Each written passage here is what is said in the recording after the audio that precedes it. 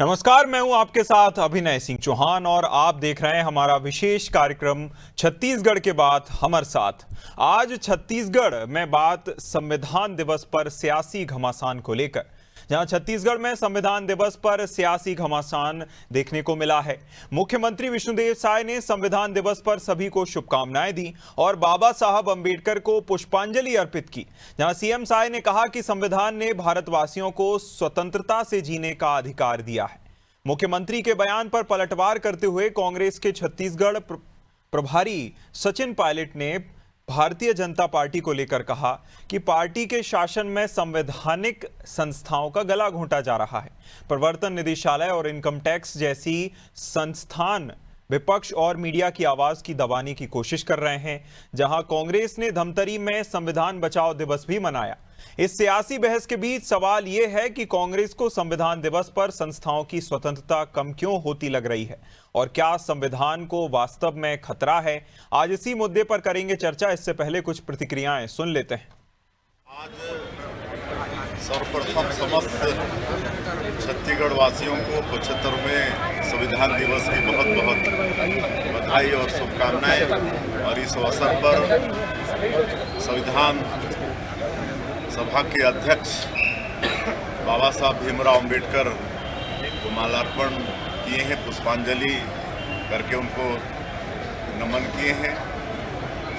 और आज यहाँ पर टाउन हॉल में एक नागरिकों के साथ में कार्यक्रम का भी आयोजन था और एक लघु फिल्म भी संविधान निर्माण के संबंध में उसका भी यहाँ पर दिखाने का आयोजन था। और ये संविधान समस्त भारतवासियों को स्वतंत्रता से जीने का अधिकार देता है और अपनी बातों को देश और समाज के विषय में मर्यादित भाषा में रखने का अधिकार भी देता है। पूरा दुष्प्रचार भाजपा कर रही है, संवैधानिक संस्थाओं को खोखला करने का काम किया है।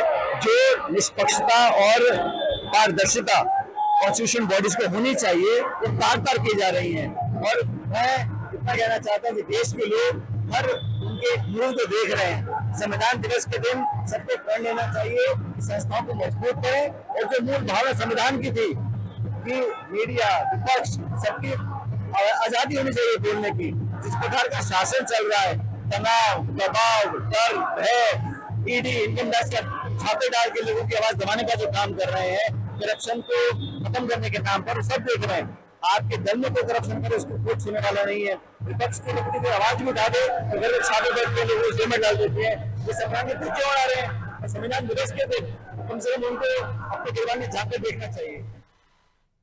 और संविधान दिवस के दिन छिड़ी इस बहस को लेकर हमारे साथ चर्चा करने के लिए आलोक सोनी भाजपा प्रवक्ता, आशीष यादव कांग्रेस प्रवक्ता और के शर्मा वरिष्ठ पत्रकार हमारे साथ मेहमान जुड़ गए हैं। तीनों ही मेहमानों का बहुत बहुत स्वागत है अनादि टीवी पर। और सबसे पहला सवाल आशीष जी आपसे, देखिए संविधान की इंटरप्रिटेशन अलग अलग हो सकती है, लेकिन संविधान दिवस के दिन इस तरह संविधान पर तकरार क्यों? देखिए, संविधान पर तकरार बिल्कुल भी नहीं है। संविधान पर जो भारतीय जनता पार्टी ने लगातार, जब से नरेंद्र मोदी जी की सरकार आई है, तब से जो संविधान पर हमला किया गया है, कॉन्स्टिट्यूशनल इंस्टीट्यूशन को पॉलिटिकल टूल बनाकर यूज करने की जो कवायद की गई है, जो दुरुपयोग करने का उत्कृष्ट प्रदर्शन दिया है भारतीय जनता पार्टी ने, उसका विरोध है। आप देखिए, ईडी में वॉशिंग मशीन है। जब जो लोग भारतीय जनता पार्टी ज्वाइन कर लेते हैं, ईडी उनके यहाँ जाना छोड़ देती है, ईडी के केसेस बंद हो जाते हैं। आप देख लीजिए, सारी यूनिवर्सिटीज में आरएसएस के लोगों को स्थापित किया जा रहा है ताकि एक विचारधारा से जो है चीजों को चलाया जा सके। और यही कॉन्स्टिट्यूशनल इलेक्शन कमीशन की बात देख लीजिए, राहुल गांधी जी प्रेस कॉन्फ्रेंस करते हैं तो तुरंत जो है इस इलेक्शन कमीशन में नोटिस आ जाता है, और वही अनुराग सिंह ठाकुर जी करते हैं तो कोई तलब नहीं करती है इलेक्शन कमीशन।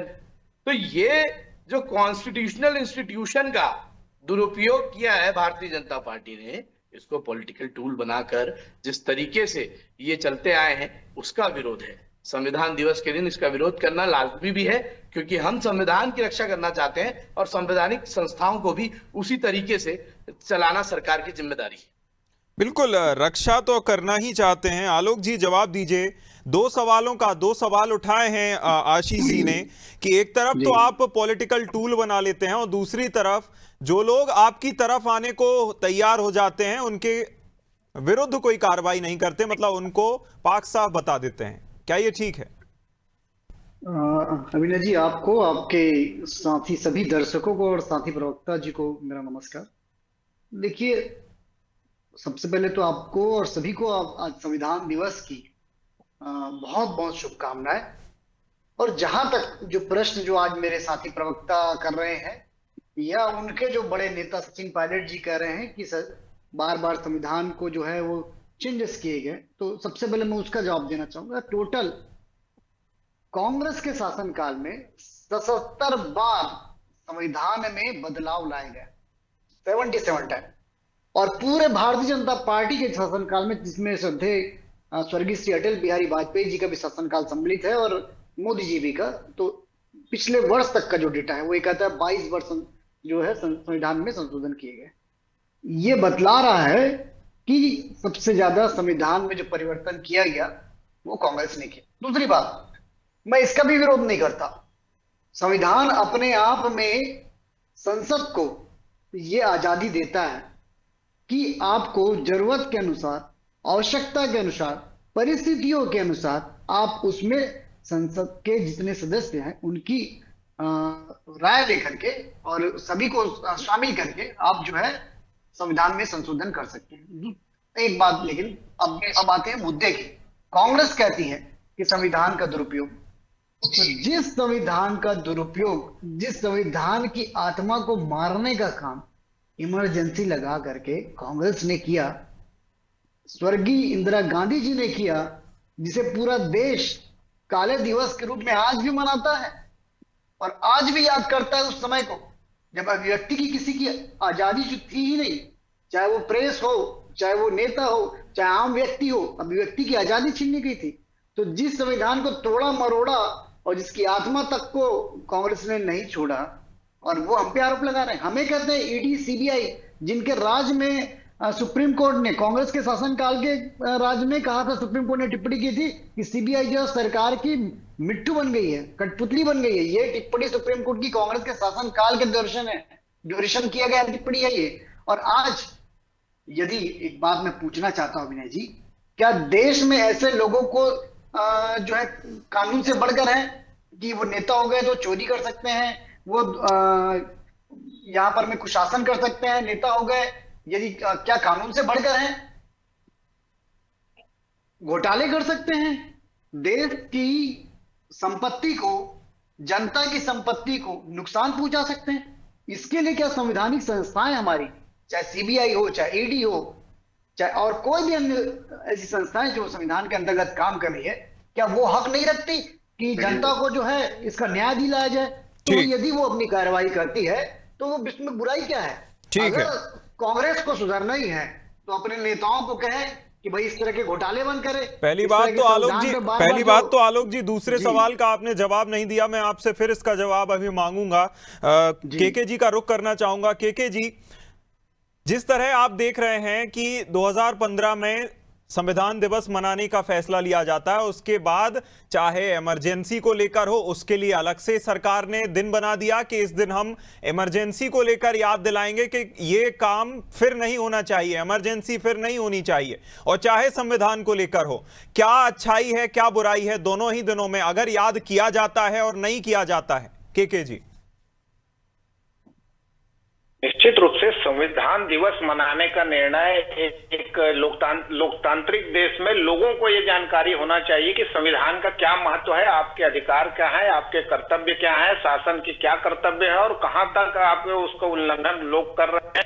कि जैसे कांग्रेस का भी एक के नाते एक बड़ी भूमिका है कहा जा सकता है और लंबे समय तक शासन का उनका अनुभव रहा है, इसीलिए भाजपा बार बार पुरानी चीजों को याद दिलाती है आपातकाल को लेकर। आपातकाल लोकतंत्र में किस ढंग से लोगों में प्रतिक्रिया दी है, उसका असर सबने देखा है राजनीतिक रूप से। प्रमुख रूप से यह है कि जो संशोधन की बात है, बदलाव कह रहे थे, मुझे लगता है कि कोई बदलाव नहीं है, संविधान में कोई बदलाव नहीं कर सकता। संशोधन की जो बात कह सकते हैं, गतिशीलता और जीवंतता बनाए रखने के लिए संविधान में संशोधन की भी बात कही गई है। तो संशोधन लगातार समय काल परिस्थिति के साथ होता है, ये सही है। इन तमाम प्रकार की बातें, जैसे महिला आरक्षण की बात हो, महिला 30% आरक्षण की बात को लेकर सभी सहमत हैं, उसको लेकर के कह सकते हैं। बताई है उसमें महिलाओं में एक बड़ा परिवर्तन के रूप में देखा जाता है। इसी तरह से जीएसटी रिफॉर्म को लेकर आया, एक में कोई कमी थी तो जीएसटी 2 आ गया। तो रिफॉर्म समय के साथ ये परिवर्तन होता रहता है और लोकतंत्र, बड़े लोकतंत्र में इस तरह से जो वैचारिक मतभेद है कांग्रेस भाजपा अन्य राजनीतिक दलों के बीच, बहुदलीय व्यवस्था है हमारे यहाँ, तो उसका भी सम्मान है। आज गठबंधन की सरकार है, ना कांग्रेस ना भाजपा कह सकते, तो गठबंधन की सरकार में आप देखेंगे सभी दलों की एक समन्वित विचारधारा से चलता है। एक चीज, दूसरा चीज, अभी जो छत्तीसगढ़ की बात करेंगे तो छत्तीसगढ़ में 2-3 बिंदुओं पर लगातार ये सवाल उठता है। एक तो महत्वपूर्ण होता है, आम लोगों को यदि संविधान की बात कहेंगे तो उनको आरक्षण समझ में आता है, क्या आरक्षण समाप्त हो जाएगा क्या? ये बदलाव को लेकर छत्तीसगढ़ में 76% आरक्षण एक बड़ा मुद्दा रहा है, राजभवन में पेंडिंग पड़ा हुआ है, इसको लेकर एक बड़ी राजनीति देखने को मिलती है। क्या 50% आरक्षण सीमा का उल्लंघन होना चाहिए तो कहां तक होना चाहिए? एक सवाल है, न्यायालय की ओर से भी 1992 से देखेंगे तमाम प्रकार के उसमें बातें आते रही। एक चीज, दूसरी चीज है जल जंगल जमीन की रक्षा को लेकर बात होती है। तो आज नक्सली उम्र हो रहा है, उस पर जो विकास की बात होगी, क्या ये लोकतंत्र संविधान के अनुरूप नहीं है क्या कि उस ढंग से जिसको लेकर कांग्रेस कहती है कि वहां निजीकरण चले जाएगा, पूंजीवाद को बढ़ावा मिल जाएगा, इससे फिर आदिवासी शोषण मुक्त करके समाज की मुख्य धारा से जोड़ने का एक प्रयास हो रहा है। इसके कितना समर्थन विचारधारा कांग्रेस की अलग, धर्मनिरपेक्षता को लेकर बात आती है, उसको बाद में प्रस्तावनाओं में जोड़ा गया। कुछ विषय है जिसको लेकर कांग्रेस भाजपा में बड़ा परिवर्तन लेकर बात आ रही। भ्रष्टाचार से लोग हैं, बात आती है। निश्चित रूप से छत्तीसगढ़ में मामला है भारतमाला प्रोजेक्ट। भारतमाला प्रोजेक्ट की कांग्रेस शासनकाल के समय की बात हो रही थी, उसको लेकर सीबीआई जांच की मांग आती है, तो उसमें भाजपा को क्यों रोकना चाहिए, क्यों रुकना चाहिए? यदि आपके केंद्र में भी सरकार है, डबल इंजन की सरकार है, यहां यदि जांच करेंगे तो उस स्तर के अधिकारियों के ऊपर कार्रवाई हो पाएगी क्या? एक दूसरा चीज ये है कि जब आप कार्रवाई कर रहे हैं, ऑपरेशन लोटस की बात आती है, सरकार बनाने को लेकर होता है, राज्यों को अभी फिलहाल भाजपा शासनकाल में एक तो बड़ी चीज देखने को मिलेगी, किसी राज्य सरकार को भंग नहीं किया जा रहा है। ममता बनर्जी के साथ देखिए कितना मतलब भाजपा के इस प्रकार की, जैसे जैसे हम लोकतंत्र हो जाएगा, की ओर शिक्षा के माध्यम से जैसे जैसे आएगा, तो मुझे लगता है एक सुधार देखने को मिलेगा। जी बिल्कुल, कहीं ना कहीं सुधार ही जो है मूल रचना है। जिस तरह से संविधान में खुद इसका उल्लेख किया गया है कि समय के साथ और जरूरतों के साथ संविधान में संशोधन हो सकता है, बदलाव की बात नहीं की जानी चाहिए यहाँ पर। आलोक जी, इससे पहले मैंने आपसे सवाल किया था कि भाजपा पर आरोप लगते हैं कि वह संवैधानिक संस्थाओं को वॉशिंग मशीन के तौर पर प्रयोग करती है, जो भाजपा के साथ जुड़ने को हो जाता है। इसके लिए मैं आपको उदाहरण दे देता हूं। महाराष्ट्र में बहुत बड़े नेता हैं जिनके पीछे जो है संस्थाएं छूटी हुई थी और वे अगले दिन आके भाजपा ज्वाइन कर लेते हैं। उनके पीछे जो जांच थी वह शिथिल पड़ जाती है या फिर बहुत ज्यादा या तो बंद हो जाती है। आखिर ऐसा क्यों? देखिए, जो आप प्रश्न कर रहे हैं जी, आप यदि इस प्रश्न को ही अगर सही ढंग से देखते हैं, हमें तमाम उन संवैधानिक संस्थाओं को जानते हैं, चाहे वो पुलिसिंग हो, चाहे या न्याय प्रणाली हो, तो यदि किसी के ऊपर में कोई एफआईआर दर्ज की गई है और किसी मामले में एफआईआर दर्ज की गई है, जो भी, चाहे वो भ्रष्टाचार का मामला हो या किसी और कानून को सम्मत तोड़ने का मामला हो, तो जो जांच एजेंसियां हैं वो अपनी कार्रवाई करती है। क्या एफआईआर रद्द किया जा सकता है? अगर अब वो व्यक्ति भारतीय जनता पार्टी में शामिल हो जाए तो क्या उनके खिलाफ सारी जांच बंद हो सकती है? क्या इतना जो हमारी संवैधानिक संस्थाएं क्या इतनी कमजोर है? आपको लगता है आज जो भी प्रक्रिया है, ठीक है, यह संभव हो सकता है, आप जो बात कर रहे हैं कि अगर उनके खिलाफ कोई जांच चल रही होगी, सब कुछ होगा और वो भारतीय जनता पार्टी में आए होंगे, और जिस बात को हम कर रहे हैं कि उनके खिलाफ जांच बंद, तो यह संभव नहीं है। जांच प्रणाली और अपनी प्रक्रिया जो है जो हमारी मतलब संवैधानिक संस्थाएं मतलब आलोक जी, आप ये तो कम से कम चलती है। मानते हैं कि जांच स्लो या फास्ट की जा सकती है, ये अपने आप में बड़ी रोचक बात है। आशीष जी, मैं आपका फिर रुख करना प्रक्रिया चाहूंगा। तो जो है वो सभी को पता है कि किस तरह से चलती है। किसी भी निर्दोष व्यक्ति को दोषी नहीं ठहराया जा सकता जी। और किसी दोषी को जबरदस्ती जो है निर्दोष नहीं किया जा सकता। जी, यही तो इस ठीक है। संविधान की खूबसूरती है कि हमें अपनी कानून व्यवस्था पे विश्वास रखने की आवश्यकता है, पार्टी पे नहीं, कानून व्यवस्था पे, संविधान पे। ठीक है आशीष जी, मैं आपका फिर रुख करूंगा। अभी आलोक जी ने कहा था कि वो कांग्रेस जिसने सबसे पहले, भले ही संविधान में वह निहित है, इमरजेंसी की शक्ति भले ही संविधान में वह निहित है, इसके बावजूद इसी कांग्रेस ने इमरजेंसी जैसा काला अध्याय इस देश के जो है इतिहास में रचा था। वह आरोप लगाती है कि संविधान के साथ खिलवाड़ किया जा रहा है, जबकि सबसे ज्यादा जो बदलाव किए गए या नया संविधान भी लिखने का आरोप लगाया जाता है आप पर। इसे कैसे डिफेंड करिएगा आशीष जी? बड़ा इतिहास है आपका। देखिए जी, सबसे पहली बात कि ये कितनी हास्यास्पद बात है कि अमेंडमेंट जो है, अमेंडमेंट एक कॉन्स्टिट्यूशन का खुद नियम है जी। और जब जब ये महसूस होता है कि समय अनुसार इन चीजों को बदलना है, अमेंड करना है, तो अमेंडमेंट लाना जरूरी है। वो संवैधानिक प्रक्रिया है और वो कांग्रेस करती हुई आई है। बिल्कुल। अब एक बात बताइए, इन्होंने 370 जो आर्टिकल था उस आर्टिकल में चेंजेस किए, अमेंडमेंट किया, तो इस बात की लोगों ने सराहना की कि नहीं की? जरूर की। तो क्या इन्होंने इन पर आरोप लग गया क्या कि ये संविधान बदल दिए? भैया पूरी बात कंप्लीट होने दो, पूरी बात कंप्लीट होने दो। कहा कि यदि कांग्रेस पार्टी वापस आएगी तो हम धारा 370 को पुनः उसी स्थिति में लेकर के आएंगे जो स्थिति में थी। बात पूरी हो जाने दो। ठीक है, ठीक है आशीष जी, ठीक। आलोक जी बोलने दीजिए, बात पूरी कर लेने दीजिए। संविधान में अमेंडमेंट करना एक कॉन्स्टिट्यूशनल प्रोसेस है और भारतीय जनता पार्टी ये नैरेटिव सेट करती है कि हमने संविधान में बदलाव किया, बल्कि इनके सांसद ये बयान देते हुए चुनाव में नजर आए थे कि अगर हमारी 400 सीट आ जाएगी, आशीष जी, 400 पार के तहत। आशीष जी, उसके बाद क्या हुआ वो सब जानते हैं। उसके बाद क्या हुआ वो सब जानते हैं। 1 साल पुरानी बात हो गई है। मैं आपकी बात का जवाब दे रहा हूं इस बात के लिए आपको बहुत ज्यादा आपकी तारीफ की जानी चाहिए कि जिस तरह का नैरेटिव बना था, कांग्रेस को बड़ा फायदा मिला उसको भूल जाते हैं। अभी जो विषय पर बात कर रहे थे उस पर विषय पे आता हूं। आपने मेरे से ये सवाल पूछा जी कि इमरजेंसी की बात आपने कही जी। मैं आपके चैनल पर कांग्रेस का प्रवक्ता होते हुए जिम्मेदारी से ये कहता हूं कि इमरजेंसी एक गलत निर्णय था। उस गलत निर्णय का खेद हम सबको है और हमारे नेता राहुल गांधी जी ने भी इस बात को माना है कि इमरजेंसी गलत थी, इमरजेंसी नहीं लगानी चाहिए थी, ना इमरजेंसी जैसा कुछ कभी भविष्य में रिपीट होना चाहिए। इस बात पर हम सब अग्रीड हैं और प्रतिबद्धता से अग्रीड है। और इस बात को भारतीय जनता पार्टी भी समझ ले कि वो कब तक जो है 1986 के वही मामला जो है इमरजेंसी का उठाते रहेगी। आप ये बताइए कि क्या आपने कॉन्स्टिट्यूशनल जो बॉडीज हैं उनके साथ छेड़छाड़ नहीं करी है? क्या अब इलेक्शन कमिश्नर चूज करने का अधिकार जो है उसमें बदलाव नहीं आया? क्या अब सुप्रीम कोर्ट के चीफ जस्टिस के अलावा पक्ष और विपक्ष ये नहीं आ रहे? और सुप्रीम कोर्ट के जस्टिस को चुनने से लेकर सारी जगह सारे कॉन्स्टिट्यूशनल बॉडी। चलिए इसी पर बात कर लेते हैं। इलेक्शन आयुक्त को चुनने की आपने बात करी, कांग्रेस ने इसका कितना विरोध किया? आप हर बिल को लेकर सुप्रीम कोर्ट चले जाते हैं, हर छोटे से छोटे, बड़े से बड़े वक्फ बिल से लेके छोटे से छोटे बिल को लेकर आप सुप्रीम कोर्ट का रुख कर लेते हैं। आखिर इसको लेकर आप सुप्रीम कोर्ट का रुख क्यों नहीं किया? कांग्रेस ने कितना विरोध किया? या फिर अगर विरोध किया तो इतने व्यापक तौर पर देश को क्यों नजर नहीं आया कि यह नया बदलाव है, इस पर और विचार होना चाहिए? देखिए, निश्चित रूप से हमने विरोध किया और ऐसी काफी सारी बातें हैं जिस पर कांग्रेस पार्टी, भारतीय जनता पार्टी की जो नीति है संविधान को कमजोर करने की।